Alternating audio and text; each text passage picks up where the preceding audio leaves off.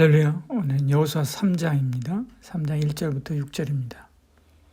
또 여호수아가 아침에 일찍 일어나서 그와 모든 이스라엘 자손들과 더불어 시팀에서 떠나 요단에 이르러 건너가기 전에 거기서 유숙하니라. 사흘 후에 관리들이 진중으로 두루다니며 백성에게 명령하여 이르되 너희는 레위 사람 제사장들이 너희 하나님 여호와의 언약궤 매는 것을 보거든 너희가 있는 곳을 떠나 그 뒤를 따르라. 그러나 너희와 그 사이 거리가 2000규빗쯤 되게 하고 그것에 가까이 하지는 말라. 그리하면 너희가 행할 길을 알리리니 너희가 이전에 이 길을 보지 못하였음이니라 하니라. 여호수아가 또 백성에게 이르되 너희는 자신을 성결하게 하라. 여호와께서 내일 너희 가운데 기이한 일들을 행하시니라. 여호수아가 또 제사장들에게 말하여 이르되 언약궤를 메고 백성 앞에서 건너라 하매 곧 언약궤를 메고 백성 앞서 나아가니라. 아멘. 여호수아 3장은 요단을 건너는 내용입니다. 건널 준비를 하고 그리고 하나님께서 지시하시고 드디어 요단을 건너는 그런 내용까지 나오죠. 강을 건너는 법은 여러 가지입니다. 배를 타기도 하고 다리를 놓아서 건너기도 하고 비행기를 타고 건널 수도 있지요. 요즘에는 기술이 좋아서 바다 밑에 굴을 뚫어 건너기도 합니다. 하다못해 나뭇잎이라도 띄워서 타고 건너가야 됩니다. 그럼 하나님은 듣도 보도 하지 못한 방법을 사용하지요. 6절에 말씀합니다. 여호수아가 또 제사장들에게 말하여 이르되 언약궤를 메고 백성 앞서 건너라 하매 곧 언약궤를 메고 백성에 앞서 나아가니라 이렇게 말씀하지요. 상식적으로 불가능한 일이지요. 그 무거운 언약궤를 메고 들어가는 것은 물에 빠져 죽으라는 것과 마찬가지입니다. 그런데 순종하지요. 이게 순종입니다. 될 가능성이 있는 것을 순종하는 것이 아닙니다. 우리 생각으로 가능성이 0% 있는 것에 순종하는 것이 순종이지요.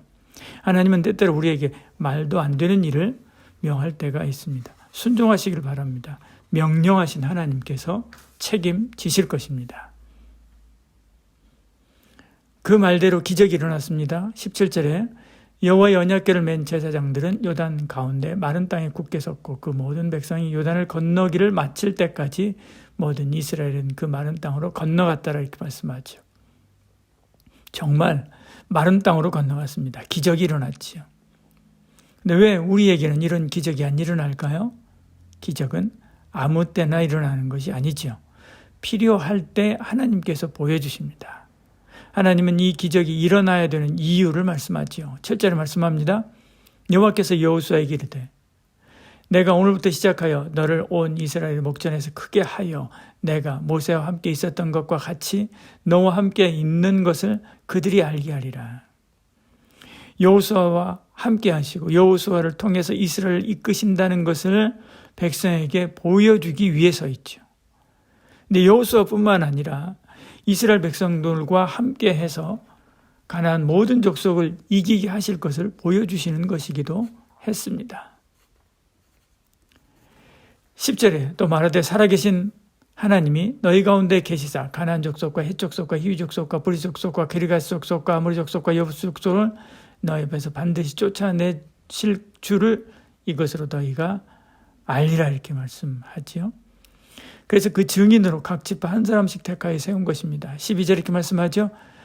각 지파에 한 사람씩 12명을 택하라 이렇게 말씀합니다. 이처럼 하나님의 기적은 아무 때나 일어나지 않습니다. 하나님의 도우심과 능력을 보여주기 위해 일어납니다. 그러므로 우리의 삶에 기적이 일어나거든 그것을 통해서 얻은 어떤 결과에 집중하지 말고 기적으로 우리를 돌보시는 하나님께 집중해야 됩니다. 그리고 그 하나님께 영광 돌려야 하지요. 기적은 제사장의 발이 물가에 잠기자 일어났습니다. 15절부터 17절 이렇게 말씀하죠.